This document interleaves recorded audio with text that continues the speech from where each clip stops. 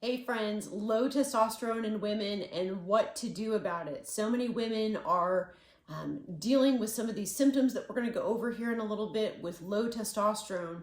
And then the solution a lot of times is that they're going to their medical providers and being given these testosterone pellets. And I just want to share with you that one of the challenges with giving those exogenous hormones or hormones that you aren't naturally producing is that that it signals your body to stop producing them altogether. So that's a problem. So we're going to talk about some of the symptoms that can happen with low testosterone and some of the natural ways to kind of support that a little bit as well. Okay. So if you're having a lot of fatigue, weight gain, muscle loss, and or difficulty building muscle, low sex drive, depression, anxiety, insomnia, and thinning, dry skin, because we know the flip side of low testosterone, when there's high testosterone, there's a lot of potential for acne and oily skin and a thicker skin texture. So the opposite of that, obviously, is thinning, dry skin.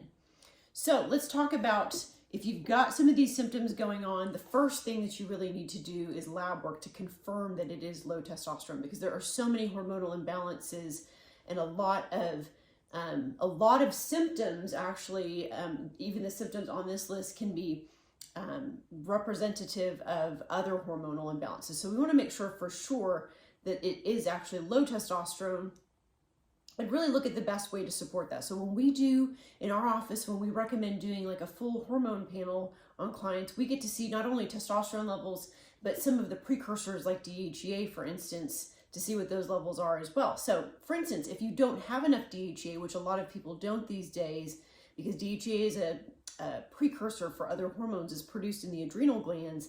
And when we don't have enough DHEA, we don't have the raw materials to convert into some of our other sex hormones, including testosterone. So when we do that comprehensive lab work, we can see not only is testosterone low, but is DHEA low as well. And sometimes we've had situations where clients benefit from supporting those DHEA levels by maybe supplementing. We have some topicals that work really well, topical products that help support DHEA, and other ways to go about that as well. And then really looking at stress levels as well, right? Because if there's an enormous amount of stress going on, it's really difficult for the body to be producing hormones, because all of the resources are going to really dealing with the inflammation that comes from unmanaged stress and some of the other cascading negative things that come from managing that stress level. So that's something that we need to address as well. There are some products that we look at that can do both supporting stress levels and DHEA as well. We just have to do lab work to kind of know where you stand with all of that. So I would say number one, really make sure that you have comprehensive hormone lab work. And when I say that, there's like a full list that we look at that's not just testosterone or just estrogen. We look at the full gamut, progesterone, thyroid hormones, all of these components that can be really influencing what's going on with those hormones, and really put all the pieces of the puzzle together for you. And then going back to what I was sharing earlier, the stress component, because there's always chemical, emotional, or physical stressors that the body's having to manage, then it's really going to impact the level of testosterone that the body can produce. And I will tell you, I feel like there's kind of an idea societally that's been perpetuated that, you just get older and all of your hormone levels decrease. And to some degree, we do produce less hormones as we age. However, some of the level of drop off that we're seeing is really significant, really much earlier than it should be. In fact, there were studies back in the 1950s that showed that testosterone levels didn't drop off till people were in their 70s often. And so now we're seeing that same level of drop off happening to people in their 30s, which is just frightening. And it tells us that there are factors involved with why those levels are dropping. And so what we also test for is some of the chemical stressors, some of the environmental factors that can be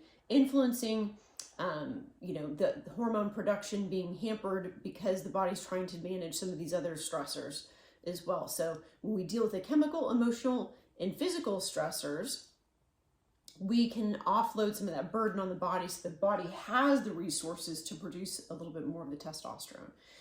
There are also some herbal,